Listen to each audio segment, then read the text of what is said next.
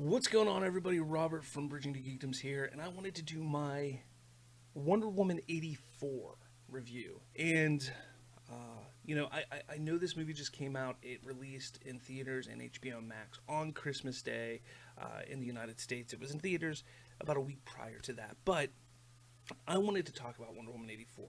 I watched it twice. I wasn't going to just watch it once and jump on and say, well, here's what I think of this movie, because I've noticed myself is I'll have a high or a low or something like that whenever I watch a movie one time. I wanted to watch it a second time, really take it in, think about it before I did my review. A lot of people do their reviews immediately, and I feel like your perception of the film and of films change over time, and that's why I wanted to wait. I wanted to wait, watch it a second time, which I did last night with my fiance, and then do a quick review. This is going to be a pretty short review, I think, because look, I love Gal Gadot. She is phenomenal as Wonder Woman. She has embodied the role more than I think I ever could have imagined her doing so.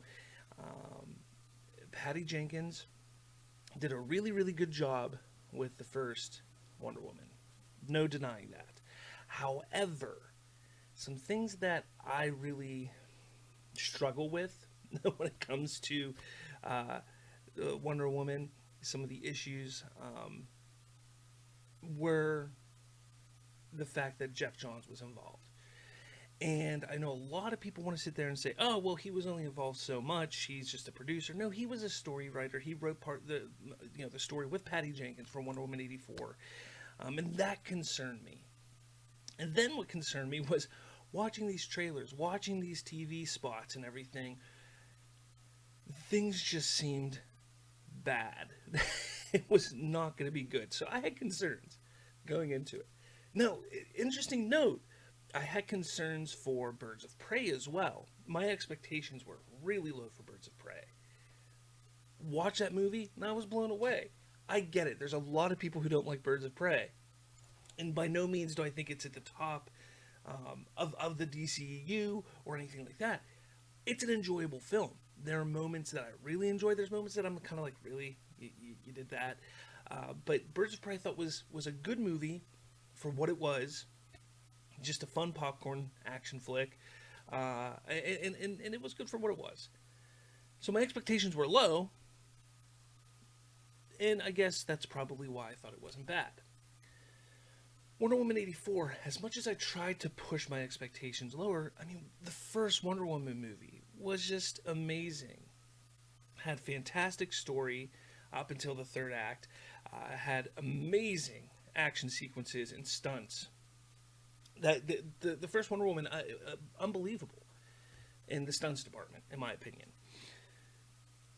So it was hard to keep my expectations low from Wonder Woman 84, despite seeing what I saw in the TV spots and trailers and knowing that Jeff Johns was involved with the story part of it. If you remember, Wonder Woman, the first one, the story was from Zack Snyder. The stunt work came from Zack Snyder's team. Zack Snyder worked with Patty Jenkins in helping create the feel, the aesthetic of the movie, which helped it stay in line with everything else that was the DCEU at the time, with Man of Steel and Batman vs. Superman. They got away from that here. Now, there are a lot of things that say, there's a lot of people that are saying that months ago when Snyder got back into the good graces of DC and Warner Brothers, or however that went, Debbie and Zack Snyder came in and tried to re-edit, recut, redo some different things for Wonder Woman 84 to help it be better. Some interesting things that I've heard, things like Warner Brothers wanted to cut out that first scene, the Themyscira scene in Wonder Woman 84. And that's just maddening to me. That scene is probably the best scene in the entire movie. And that goes to show you that Warner Brothers has no idea what they're doing with these superhero films. DCEU, Man of Steel, is a damn good movie. In my opinion, it's a masterpiece. It encapsulates everything that a superhero film, especially an origin story, should be. I know there's people out there think otherwise. That's fine. You're entitled to your opinion on it. But to me, it is a masterpiece of a movie. It's tough to come close to Man of Steel. Wonder Woman, the first one, didn't hit that mark, but it was pretty close. Batman vs Superman scared Warner Brothers, and that's why they started making all these adjustments, causing Snyder to do different things and having him do different things. That's why I think they feel they know what the heck what people want, but obviously they don't. Look at what happened with 2017's Justice League, and now we're getting Zack Snyder's Justice League. So you can see that Warner Brothers has no idea what they're doing in regards to these superhero films. They just don't. Patty Jenkins wanted the Themyscira scene. Yes, it has two beginnings in that movie. That's one of the issues it has. But I can tell you right now, the issue is not the Themyscira scene. The issue is that opening mall scene. That is just a terrible, terrible, terrible scene. Unneeded. Should not even be in the movie. But the Themyscira scene, or you know, was it the first 10 minutes of the movie? That is the best moment in the entire film. And the fact that Warner Brothers was like, we want you to remove that, and she had to fight to keep it in, is absolutely absurd and ridiculous. And I'm sorry, but when you have a studio that can sit there and look at the best scene and go, well, we need to remove that. There's an issue there. Whether it is the studio, it's the execs, was it Hamada? I mean, we know what's going on with Hamada right now. I don't want to talk about it, but could he be the issue? You know, could he be the reason that Patty Jenkins had to fight to keep the Themyscira scene in there? I don't know. But let's get on now a little bit to the review. The movie was not great.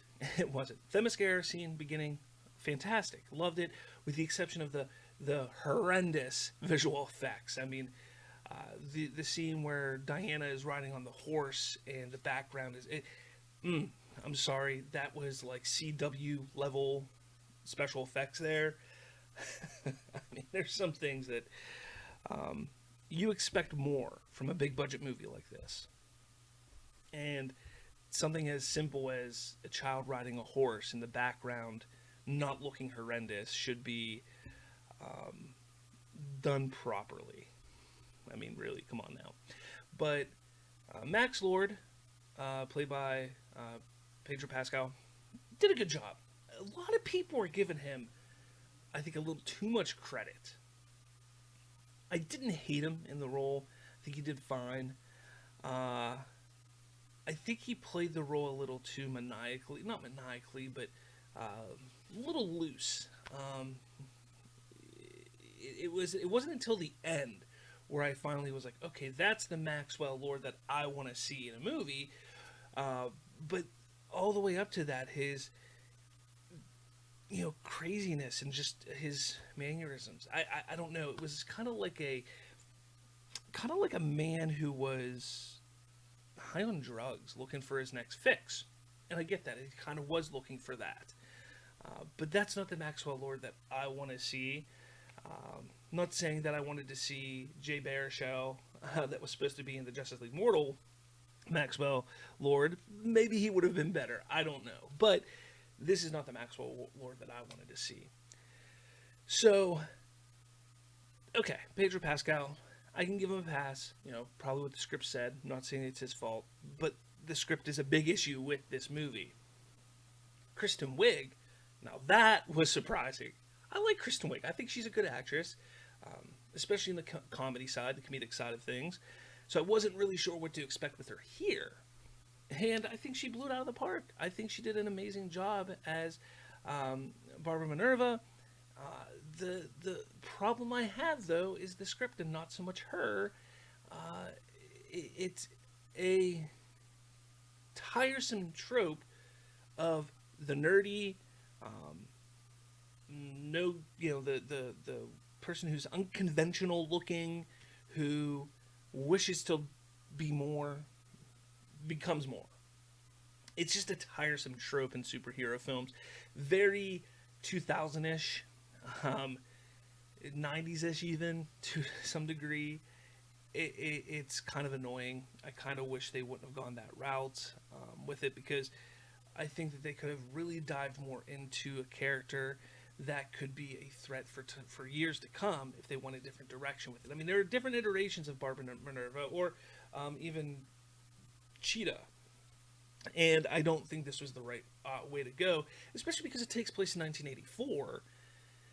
And with Wonder Woman 3 now greenlit, Patty Jenkins returning, Gal Gadot returning, there's talk that it's going to be a more modern day take, which would be, 20 years since, more than 20 years, 40 years since 1984, almost 40 years. And if you think about it, if they take a more modern approach, Barbara Minerva would be in her 70s at this time, at the very least, because I'll say story-wise, in the movie, she was probably in her 30s.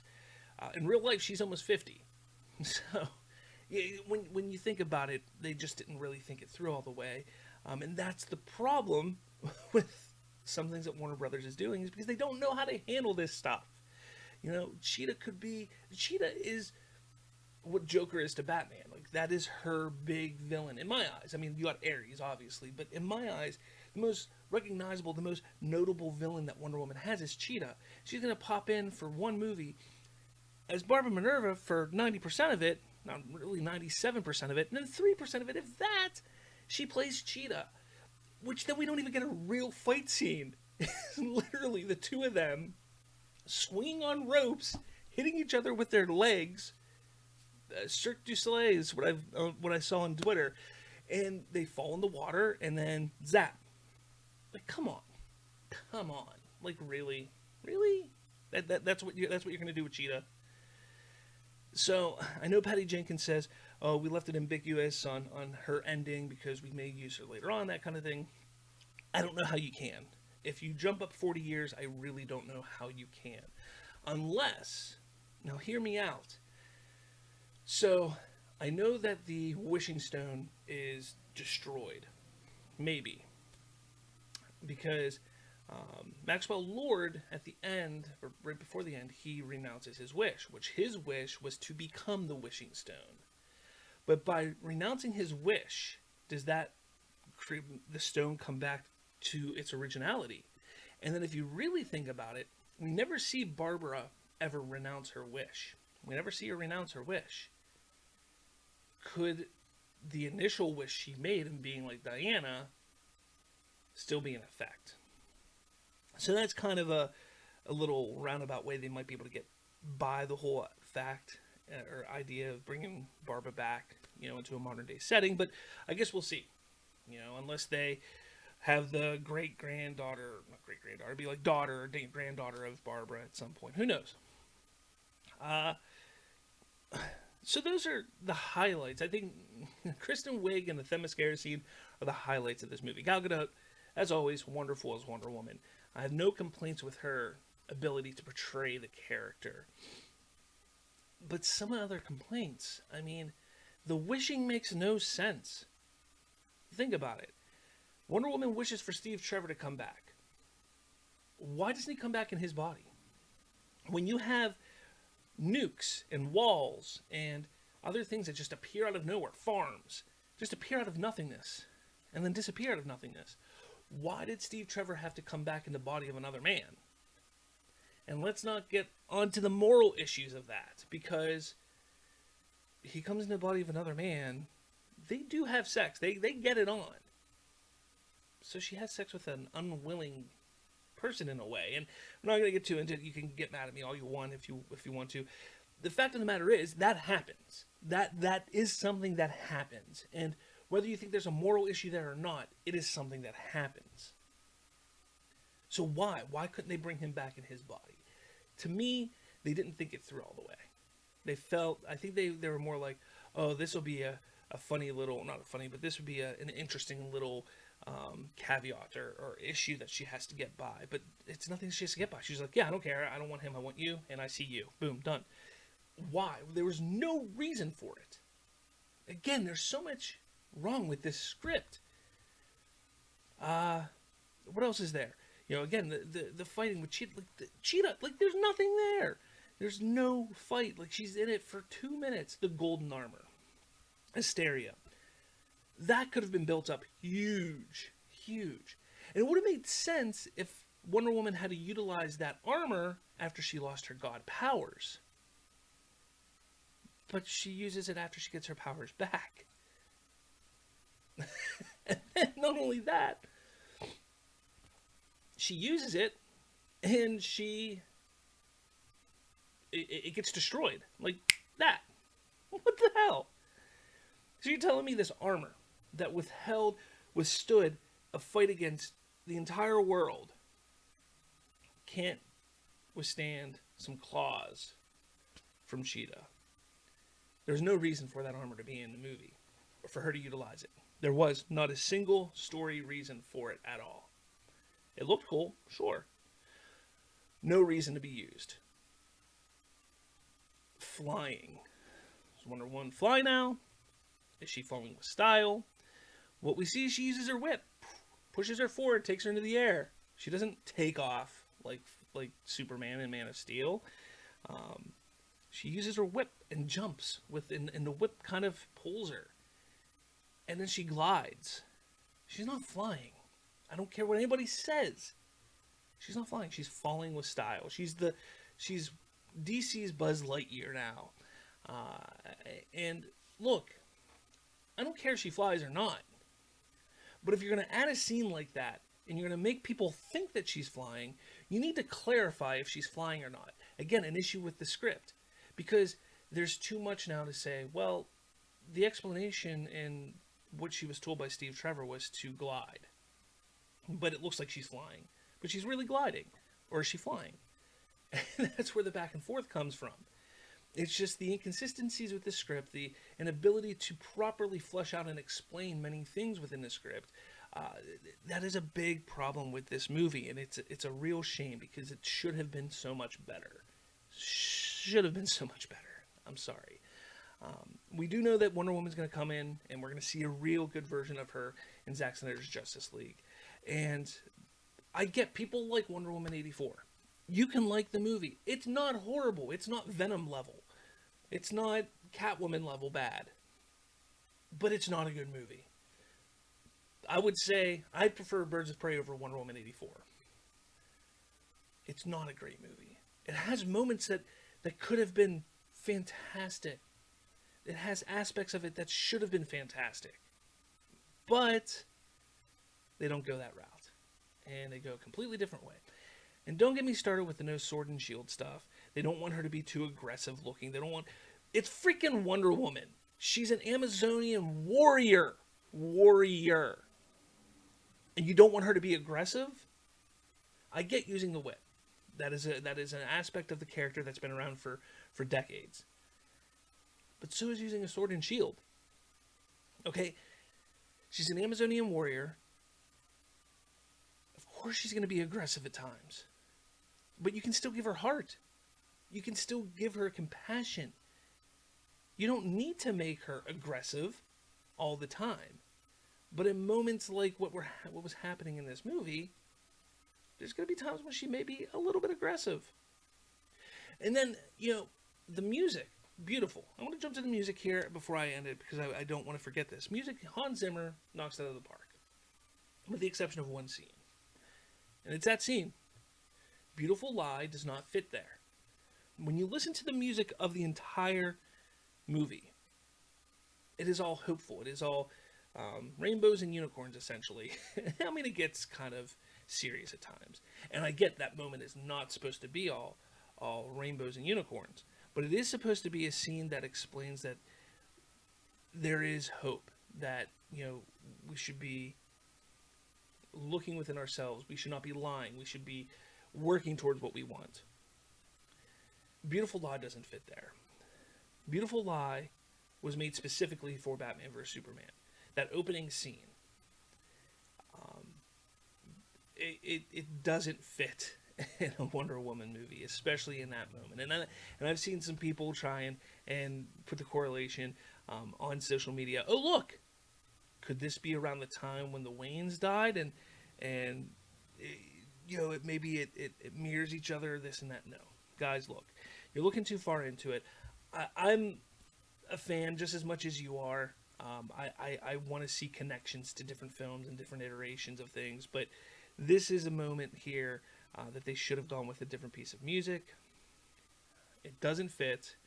It's a little jarring, actually, because of how different the music is compared to everything else. And because I know the piece so well, it kind of hurt that scene for me a little bit. I was just kind of like, really? My fiance loved it. Or no, I'm not going to say she loved it. She thought it was all right. She thought the movie was all right. And she's not a superhero fan. She's not a superhero freak like I am. Like, I love these movies. She enjoys them. She doesn't watch every single one. She doesn't go out of her way to watch them. It's kind of like, hey, let's watch a movie. Hey, have you seen this? No, let's watch it. That's kind of how she is. She didn't hate it. She thinks I look too much into them, but that's what I do. That's what I have to do. So it's what it is. But definitely down in the comments, let me know what you think, what your thoughts are on Wonder Woman 84. Definitely tell us what you're thinking, and what your hopes are for Wonder Woman 3, because I believe if it goes how I hope, they will throw out the story plans that Jeff Johns and Patty Jenkins put together, and they may say, hey, Zach, can you come over and help Patty out a little bit? Warner Brothers needs to lean into the DCEU, the Snyderverse of the DCEU. The biggest reason why there's so much divisiveness within the fandom of DC, and not even just the fandom, but within the superhero fandom, when it comes to DC and DCEU films, is because of the way Warner Brothers and DC Films has handled the DCEU. If they would lean into it, if they would say, we are going in this direction, the fans would get behind them. It's that simple. There would be some people, some pushback, just like there's pushback over at Marvel Studios with the MCU. There's going to be pushback. But if they would lean into it, instead of having this idea, or not even an idea, it's just this inconsistent and going in different directions. If they would say, we're going to lean into this, we're going to go with this vision, this view, this take on these characters, I think that people would get behind it a lot more than they are. And I think that's what they need to do. I think they found Wonder Woman 84, Birds of Prey, these more lighthearted comedy in Birds of Prey, and the very, very lightheartedness of Wonder Woman 84. It doesn't matter which way you go, there's going to be a divide. There's going to be backlash. So instead of going all over the place and saying, oh, we're going to go this way, we're going to go this way, oh, we need to make this happier, we need to do this, they need to just say, we're going to lean into this, and we're going to go this way. They were talking about making a second universe. Make that the more hopeful one, then. But that's a story for another time. So, thank you so much for watching. I hope you enjoyed this video. Let us know down in the comments below what you think of Wonder Woman 84. Is it a movie that you enjoyed? Do you think it fits in with the DCEU? Do you think it's the way that the DCEU should move forward? Let us know in the comments. Make sure you smash that like button. Hit subscribe. I'm trying to hit 100 subscriptions before January 1st, which is in about 12 hours, not even 12 hours. I don't know, no, a little more than 12 hours from now is January 1st. So I need like 10 more subscribers to hit 100. That's all I want. I want 100 before, that's my Christmas wish. Hit 100 YouTube subscribers before January 1st. If I don't make it, that's all right. But please smash that like button, hit subscribe. Follow us on all of the social medias. Head to Spoilerverse.com for so much more within the Spoilerverse and Virginia Geekdoms and all that jazz. So with all that said, thank you so much, and I'll talk to all of you later.